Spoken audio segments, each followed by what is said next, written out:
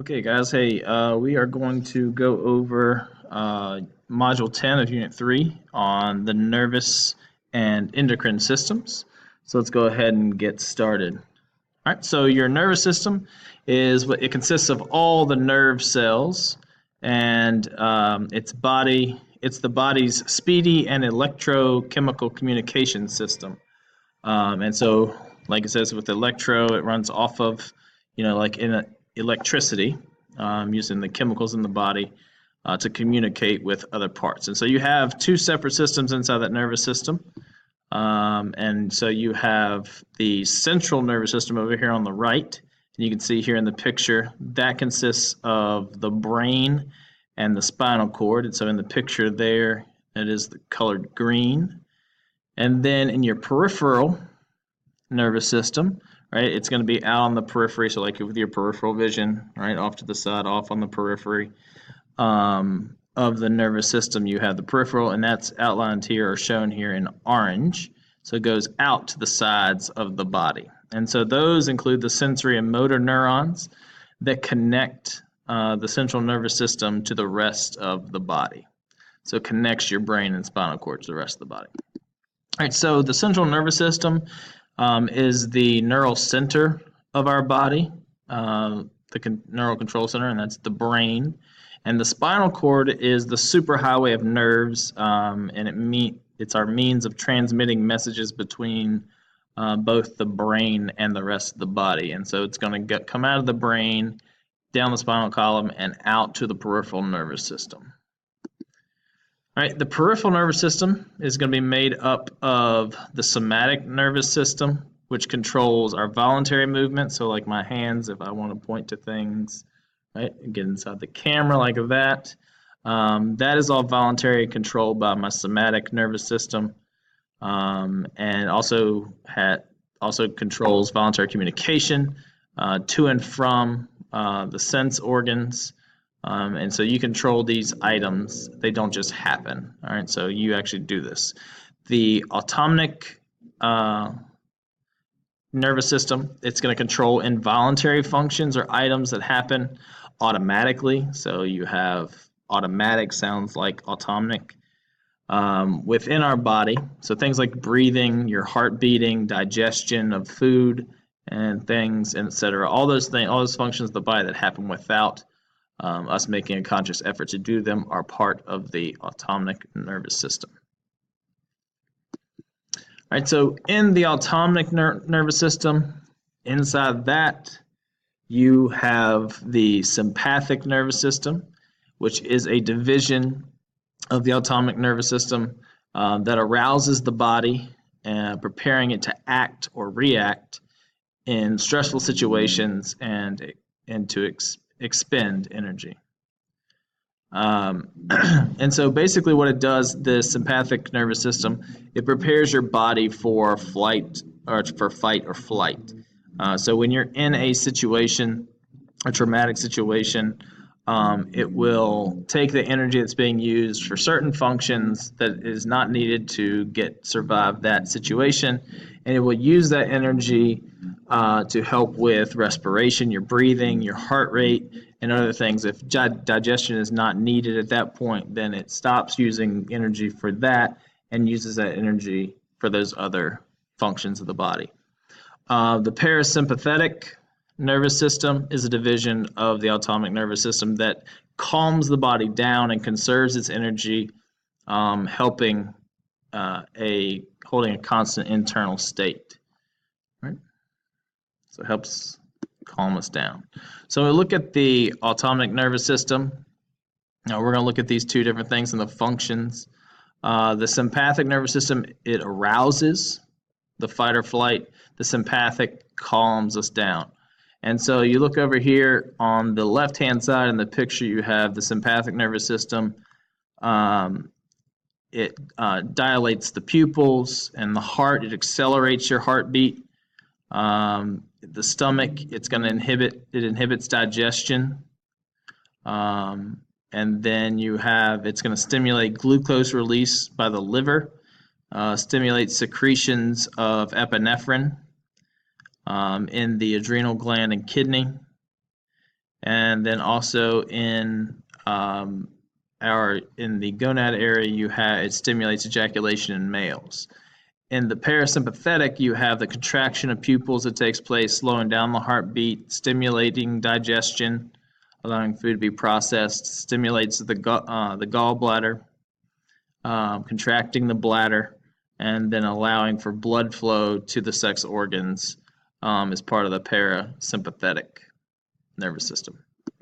All right, so the different types of ions you have, I know these are kind of difficult to see here, but the sensory ions, which are going to be number 2 over here, they carry information from the sense receptors to the central nervous system, and they're also known as efferent. And so you're going to need to be able to understand the difference. Efferent refers to the sensory, and they're going to be carrying incoming information, right? What's being brought in to the body. And then you have interneurons that act as messengers between the two neurons, the sensory and the motor neurons. And they exist entirely within the central nervous system. But the motor neurons, which are the efferent neurons, right? Afferent are sensory, efferent are motor. And so you can think of motor, engine starts with an E, efferent starts with an E for motor neurons. But motor neurons carry outgoing, right? So these are the messages that are going out from the central nervous system to the muscles and to the glands, to the periphery. All right. And so they deal with, right, they're sending messages out of the central nervous system to the periphery. Sensory are coming in. All right, so let's look at how the sensory neurons and motor neurons work. So in this scenario, it's a simple pain reflex. The information is going to be carried from your skin receptors, which are here. You can see right there. There's going to be marked in red along a sensory neuron. And so it's going to be shown with a large red arrow there and to the spinal cord. And then from there, it is passed via interneuron. So it kind of stops it on the way before the message is sent to the brain. And then the interneuron brings it back on the blue arrow here through the motor neurons to tell you to pull your hand away so that you don't burn yourself. And so because this reflex involves only the spinal cord, the hand jerks away from the candle even before the information, before the information's gotten to the brain, and so you pull your hand back. So you may have already you put your hand there on something and you pull it back before you even feel a sensation, and that is actually the interneuron interceding and telling you to do that. All right. So the endocrine system, all right, it's the body's slow chemical communication system. Under normal circumstances, it works in parallel with the parasympathetic nervous system to sustain our body's processes. And so these are the different types, the parts we're going to talk about individually. And so you'll see snippets of this picture as we go through. So an example, while you're walking down the street, a man pulls a gun on you and your hormone epinephrine, adrenaline, is released into the bloodstream, sustaining the body's defensive reaction to fight or flight response. So are you going to stand there? Are you going to fight them off? Or are you going to run away? The endocrine system finishes what the sympathetic nervous system started, keeping your heart pounding and your muscles tense, ready for action. So it just kind of takes over where the parasympathetic left off. All right, so you have the hormones. Our hormones are the chemicals synthesized by various endocrine glands and secreted in the bloodstream, and they have similar structure and function as many of the neurotransmitters that we talked about. So the difference between them, between hormones and neurotransmitters, hormones move slow. It takes minutes for this to happen. For neurotransmitters, it takes seconds, right? They move very quickly, like electricity. The length of the influence, it lasts longer for hormones, can last weeks, And for neurotransmitters, it's very brief. Method of transmission, hormones go through your bloodstream, and neurotransmitters are transmitted through the neurons. All right.